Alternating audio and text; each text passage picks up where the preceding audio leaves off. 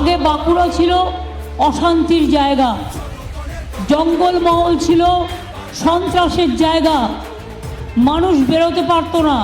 আমাদের সরকার আসার পর মামাটি মানুষের, আমরা কিন্তু মনে রাখবেন আমরা জঙ্গলমহলকে শান্তি করে দিয়েছি। যুব সম্প্রদায়ের কাছে তোমরা অত্যাচারী, এটা আপনাদের অবদান, মামাটি মানুষের অবদান, আমাদের ছাত্রছাত্রীদের অবদান।